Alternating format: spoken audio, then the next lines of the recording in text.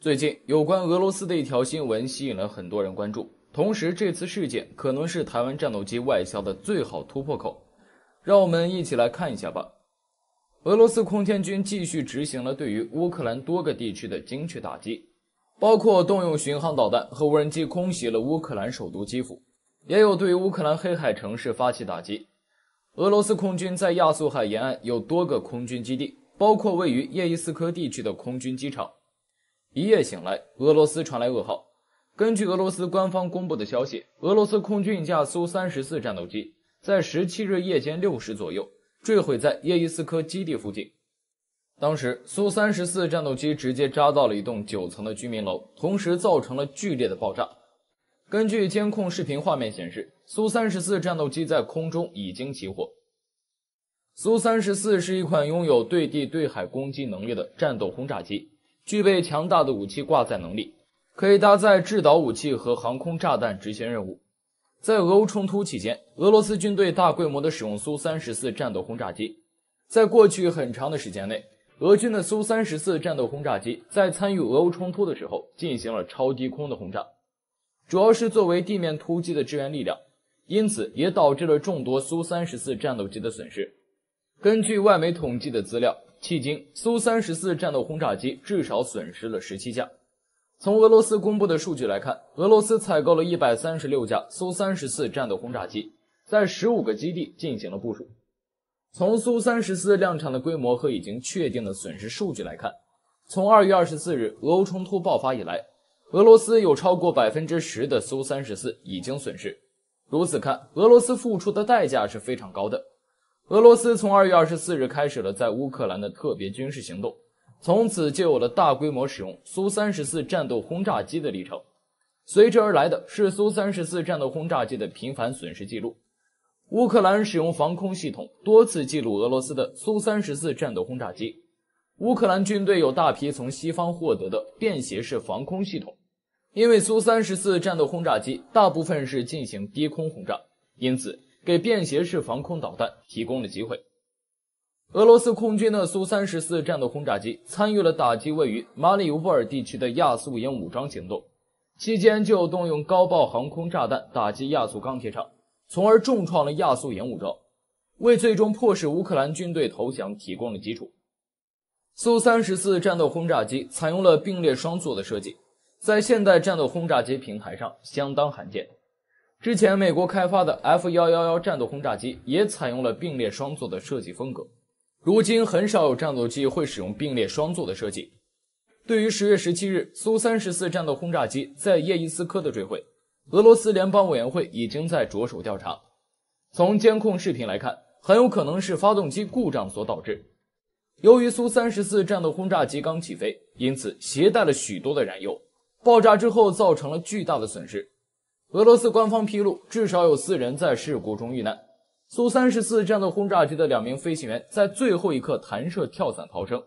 被随后赶过来的搜救人员寻获，然后送往附近医院进行了救治。俄乌冲突进入了第8个月的末期，如今俄乌冲突有愈演愈烈的趋势。俄罗斯空天军和海军航空兵都装备有称为鸭嘴兽的苏34战斗轰炸机。根据开源资料显示，俄罗斯军工企业向俄罗斯军方交付了136架苏34战斗轰炸机。苏34是一款最大起飞重量达到45吨的重型平台，具备4000公里的航程，最大飞行速度为 1.8 马赫。苏34战斗轰炸机有12个武器外挂点，具备12吨的武器携带能力，因此具备武器包括反舰导弹和对地攻击巡航导弹。苏34之前就有参与俄罗斯在叙利亚的军事行动，进行了打击叙利亚叛军武装的任务。俄罗斯苏34战斗轰炸机是苏霍伊设计局在上个世纪80年代开发的型号，但是一直到2014年才加入俄罗斯空天军服役。苏34是基于苏27战斗机改进的型号，与苏27战斗机不同，苏34增加了一对压翼，这个设计与苏33以及后来的苏30SM 战斗机一样。同样，俄罗斯出口印度的苏30 MKI和出口马来西亚的苏30 MKM 也带有一对压翼结构。苏34战斗轰炸机是俄罗斯自用的型号，至今都没有出口的意愿，从而成为了俄罗斯的一款威慑力量。如今在俄乌冲突中，苏34也是扮演了非常重要的角色。在俄罗斯从2月24日开始的特别军事行动中，俄罗斯的苏34经常携带重磅炸弹执行火力支援任务。从苏34战斗轰炸机投送非制导炸弹来看，苏34战斗轰炸机成为了俄罗斯炮兵的延伸，也是因为这个技术让俄罗斯空间军损失巨大。根据开源信息显示，截止到10月17日，自从俄乌冲突以来，俄罗斯已经损失了17架苏34战斗轰炸机，最新的一架是在10月17日坠毁。根据俄罗斯公布的消息，苏34战斗轰炸机刚起飞就出现了发动机起火的现象，最终失控砸向了一幢公寓楼。俄军闯了大祸，因为导致了地面人员的死亡。俄军再次损失苏34战斗轰炸机，如此看来，俄罗斯苏34战斗轰炸机摔的速度比造的还要快。从苏34战斗轰炸机2014年服役以来，仅仅136架的装备规模来看，也是漏了俄罗斯军工的底，效率实在太低。虽然俄罗斯空间军和海军航空兵都需要使用苏34战斗轰炸机，不过俄罗斯军工企业却难以提供足够的规模。在俄乌冲突之前，苏34战斗轰炸机在日常训练中就有损失，现在看来，俄罗斯要很长的时间才能够恢复苏34战斗轰炸机的建制。如今俄乌冲突还在继续，在俄乌冲突期间，损失的不仅有苏34战斗轰炸机，还有其余的型号，包括苏30SM、苏35、苏24等战斗机。此外，还有大批的直升机也有被乌克兰便携式防空导弹所击落。美国和其余西方国家向乌克兰提供了大批便携式防空导弹，乌克兰军队使用的时候一点都不吝啬，因此让俄罗斯军队损失巨大。俄罗斯长期吃苏联的老本，如今已经显现出吃力的一面。不仅仅是苏34战斗轰炸机遭遇的尴尬，其实俄罗斯还缺乏足够的弹道导弹。从俄方发布的有限消息来看，这款飞机在起飞过程中就出现了发动机起火的问题，这意味着当时该机尚未达到一定的高度，很可能仍处于刚离地没多久的爬升阶段，并未升至相对安全的巡航高度。而苏34战斗轰炸机属于苏27系列战机中的一员，也是典型的双发重型战机。通常来说，双发战机的一台发动机起火后，飞行员应迅速判断起火原因是否是火警虚警，以及切断起火发动机的油路，以防火势扩大乃至出现更大规模的爆燃。如果飞行员在空中关闭了起火发动机，而另一台发动机尚可正常运转的话，理论上来说，飞行员仍可对苏34保持有效操控并返航，或是迫降在人口不密集的地区。目前我们尚未看到有另一台发动机也出现故障的消息。假设另一台航发无问题，那此次事故的一个原因可能在于飞行员本身，即飞行员处置突发故障的技术不过关，处置不当，亦或是丧失了控制故障战机的信心。有一个值得注意的点，此次事故发生的时间是傍晚，从现场视频来看，太阳基本已完全落山，进入黑夜状态，而即便是拥有夜航资格的军用飞机或民航飞机飞行员，也可能在夜间陷入危险的错觉状态下，即因空中缺乏参照物和标识物而产生飞机处于机腹朝上、机身朝下的倒飞错觉。不仅是缺乏光亮的夜间，在缺乏云朵的部分海域上空飞行时，即便是晴天，海天一色的环境有时也会让飞行员产生类似的错觉。一旦飞行员陷入这种错觉，就很容易只相信自己的主观判断，而不再相信驾驶舱显示器和仪表盘的参数，乃至不断试图调整飞机飞行姿态，进而酿成惨剧。对于这种错觉，飞行员往往需要以极大的意志力进行控制，并尽最大可能性相信驾驶系统给出的参数，同时也要信任地面空管人员的引导。此次苏34出故障后坠毁，不排除就是飞行员在过于紧张的状态下，不慎陷入了错觉状态，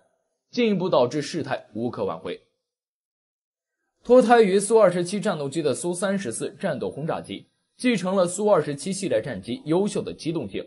极静不安定设计，很容易在飞行过程中失去平衡。之所以这些高机动战机能在空中平稳飞行，都是依靠电传系统控制着平衡。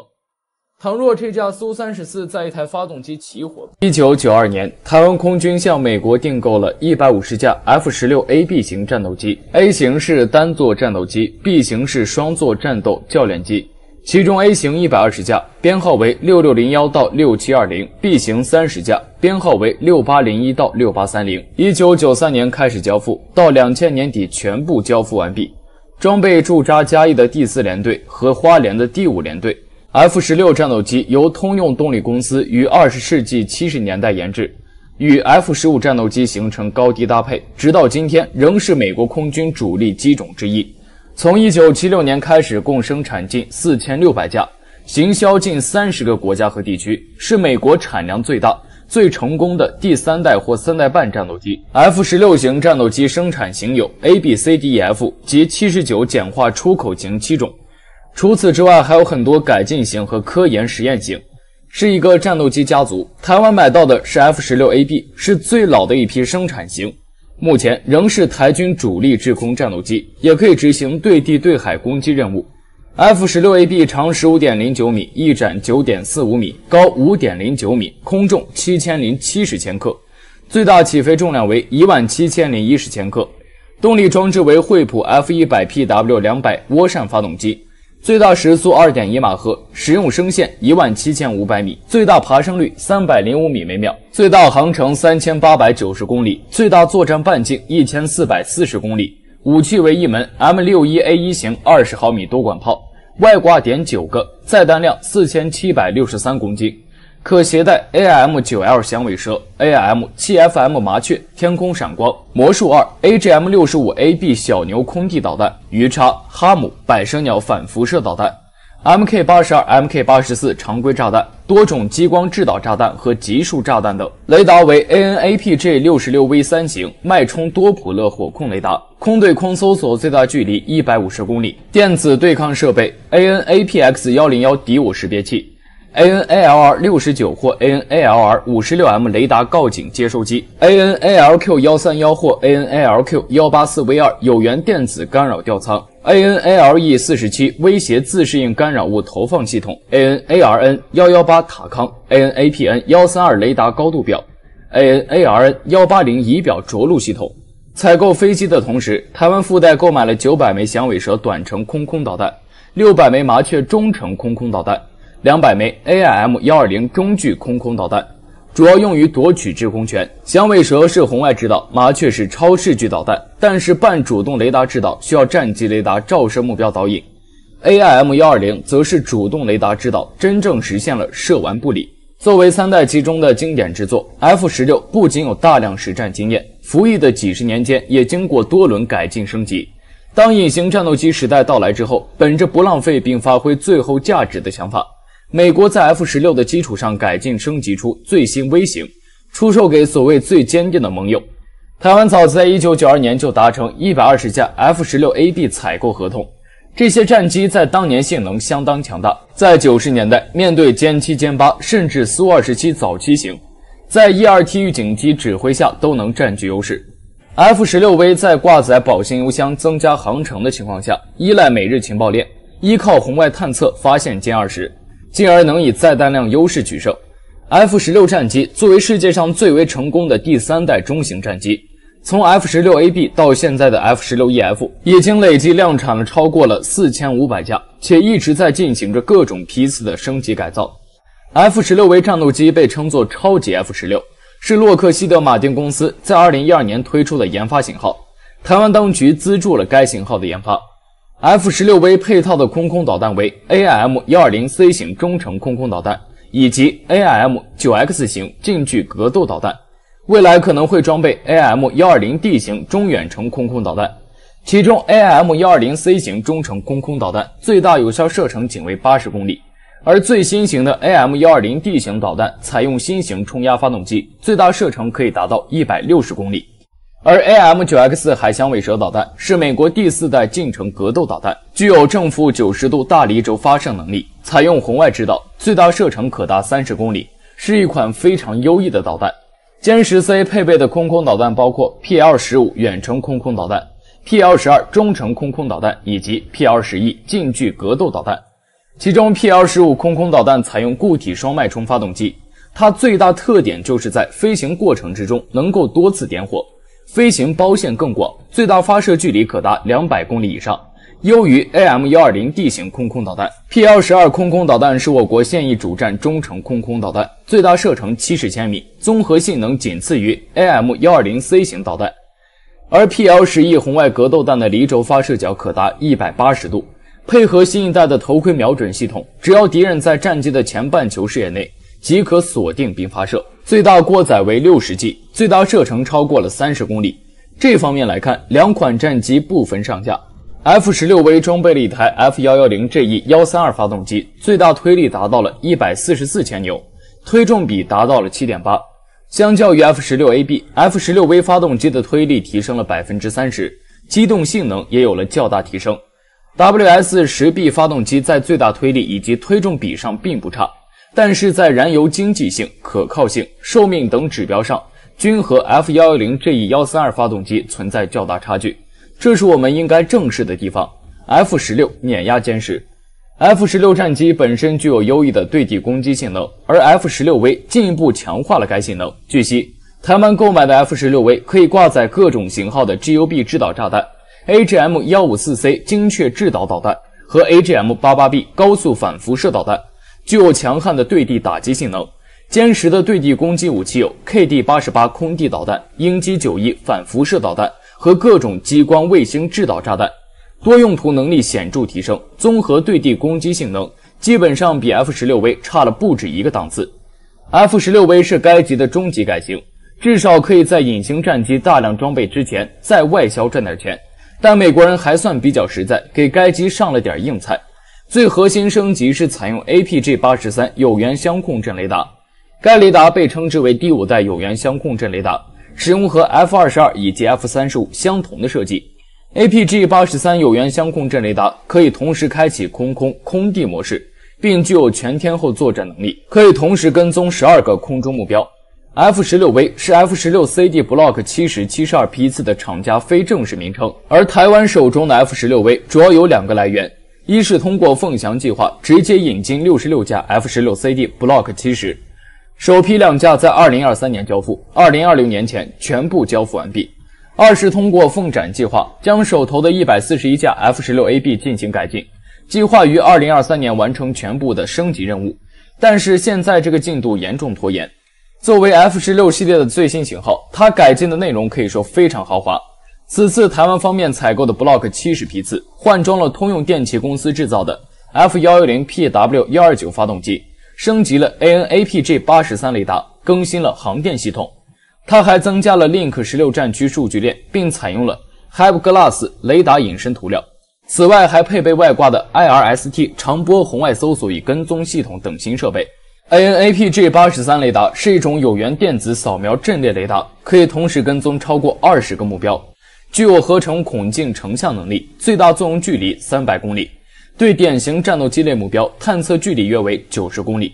F-16V 换装了最新的 APG-83 SABR 有源相控阵雷达，相对原先的脉冲多普勒雷达，其性能有飞跃性提升，对典型空中目标探测距离超过300公里。得益于敏捷波束和高度智能的算法，可追踪多个目标，有一定的反隐身能力，抗脱锁能力大涨，让传统的90度侧脱锁战术基本成为历史。扫描方位角度高达60度，可以一边对导弹提供中段制导，一边让载机做大幅度的机动，提升生存力。而最难能可贵的是，由于省掉了机械扫描装置，重量有所下降，原先的机体结构和供电也无需更改。正是由于 F-16V 升级了先进航电雷达系统，再加上 AM-9X 红外格斗弹以及 GHMCS-2 第2代联合头盔显示器系统等，可以使 F-16V 在中近距不依赖机载雷达，然后具备较理想的空战格斗能力以及命中率。对岸专家甚至认为，可以抓住歼20所谓机尾红外隐身不足的弱点，压制住歼20，并获得制空对决的胜利。由于 F-16V 型升级较大，一直被视为可以对抗歼20战斗机以及压制歼10战斗机的法宝。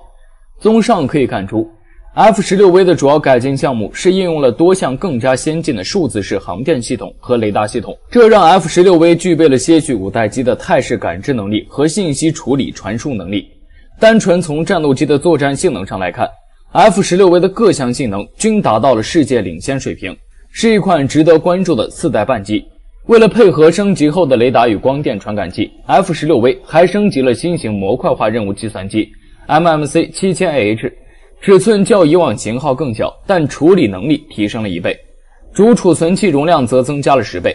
随同 F-16V 引进的狙击手瞄准吊舱，整合了前视红外热像、电偶和元件相机、双模式激光跟踪与视标器等设备的先进光学设备，大幅度提高战机的态势感知能力，特别是被动探测能力，可以在50公里距离提供火控级参数。实事求是地讲， F-16V 的信息化设备无疑能代表美国的先进水平，但是在强调总体战、强调体系支持的当下，任何单打独斗只会被群殴致死。现代高技术战争中，情报与信息的保障是决定胜负的关键。在设想中， F-16V 依靠数据链，在美日方面提供的空情引导下，利用红外探测设备捕捉攻击歼20，这个想法有一定的合理性，但在实战中却很难实现。歼10配套发动机是影响歼10研制进度的一个瓶颈。由于 WS-10 涡轮风扇发动机的研制进度大大落后于歼10的研制进度，为了降低研制风险，采用了2条腿走路的方法。发动机最初装备俄制 AL-31FN 涡轮风扇发动机。1992年，中国与俄罗斯就发动机研制改进达成协议。为此，歼10的后机身也进行了重新设计。首笔发动机订单1996年签订，1997年开始交付。AL-31FN 发动机是用于俄制苏27侧位战斗机的 AL-31F 涡扇发动机的改进型。AL-31FN 较 AL-31F 最大的变化是发动机附件安装位置的变化。FN 型增加了一个经完全重新设计的检修舱，这一检修舱的设置是标准的俄式风格，在最初的 AL-31型号中位于发动机上方，还包括部分压气机上部机壳的外侧位置。但 FN 型的检修舱则调整到与西方战斗机发动机检修舱同样的位置，位于发动机和压气机下部机壳外侧的位置。所有后续生产的歼10则将装备涡扇 10A 涡轮风扇发动机。同时，在网络上流传的照片上也看到有试验机型使用中国生产的涡扇式涡轮风扇发动机。随着国产涡扇式涡扇发动机于2006年经过改进测试投入批量生产，改进型涡扇 10A 会用于歼10装备中国人民解放军空军。2005年，涡扇 10A 发动机通过初始寿命试车考核，标志着该发动机顺利完成设计定型的全部考核试验。这型发动机研制历时近20年。2005年5月11号，设计定型持久试车在606所试车台正式启动，经过85天的试车考核，完成规定的尝试科目。9月27号，涡扇10设计定型持久试车顺利通过航定办评审，全部定型考核项目计划于2005年完成。F-16V 在整体实力上优于歼10战斗机，在未来的遭遇战中，可以压制解放军的空军力量，将他们按在地上摩擦。尊严只在剑锋之上，真理只在大炮射程之内。我们下期见。